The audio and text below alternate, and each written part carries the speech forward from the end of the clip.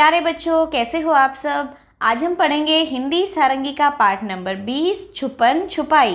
तो ये खेल भी आपने बहुत खेला होगा। चलिए हम इस पाठ को पहले पढ़ते हैं। एक दिन सब छुपन छुपाई खेल रहे थे। उस दिन जीत की बारी थी। जीत 100 तक गिनकर सबको ढूंढने निकला। यहाँ चित्र में देखिए, जीत सबको ढूंढने के लिए जा रहा है। मोहित दरवाजे के पीछे मिल गया। जीत सबको कमरे में ढूंढने लगा। बबली अलमारी के पीछे मिल गई। मारिया पलंग के नीचे मिल गई। उसके बाद जीत आंगन की तरफ गया। सिमरन दादी के पीछे मिल गई। जीत नाजिया को आंगन में ढूंढने लगा। जीत ने नाजिया को चादर के पीछे ढूंढा। फिर जीत नाजिया को ढूंढने के लिए बाहर आया। वह पेड़ के नीचे खड़ा होकर सोचने लगा। नाजिया ने ऊपर से कूदकर उसे धप्पा दिया।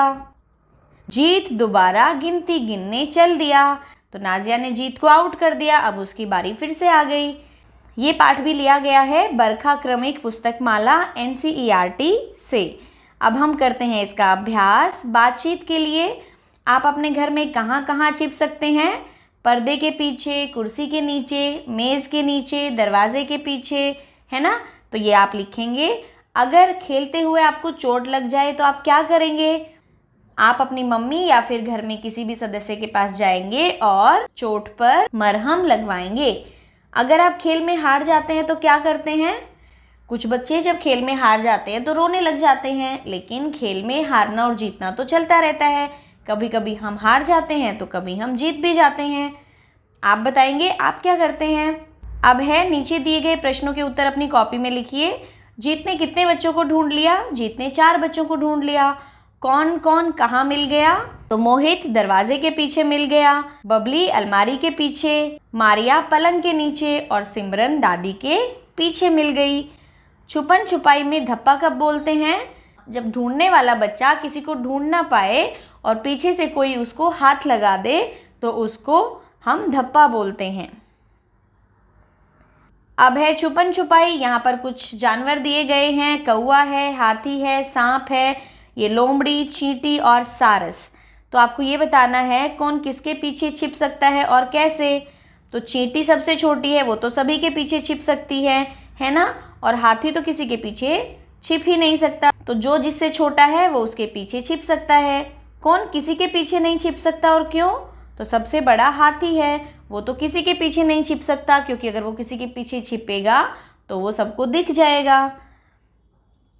अब है मेरी कहानी। आपने छुपन छुपाई कहानी पढ़ी। अब आप अपनी कहानी लिखने का प्रयास कीजिए। आप इसी तरह से शुरुआत कर सकते हैं। मैं अपने मित्रों के साथ खेलता हूँ। तो क्या खेलता हूँ, ये गेम बताएंगे। उसके बाद आप पार्क में क्या क्या करते हैं, कौन कौन सा खेल खेलते हैं, इसके बारे में आप अपने आप से लिखेंगे। अब है शब्दों का खेल। शब्द अंताक्षरी। शब्द अंताक्षरी क्या होती है? जिस भी अक्षर पे एक शब्द खत्म होता है उसी अक्षर से हमें दूसरा शब्द बनाना होता है। जैसे खेल, फिर ल से लड्डू, फिर ड से डफली, अब ल से लड़की, क से कमल। यहाँ पर पानी, न से नल, ल से लड़का, क से कमर, र से रस्सी। इस तरह से आप लिखेंगे। अब एक और है मोहित। त से तरबूज, ज से जल, ल से लट्टू, ट से टमाटर। अब है सोचिए और लिखिए। नीचे दिए गए खिलाड़ियों को पहचानकर उनके नाम लिखिए। ये हैं मैरी कॉम, ये एक बॉक्सर हैं। ये हैं नीरज चोपड़ा, ये एक एथलीट हैं और ये जेवलिन थ्रो करते हैं। ये हैं कर्णम मल्लेश्वरी, ये एक वेट लिफ्टर हैं जिसको हम कहते हैं भार उठाने वाला।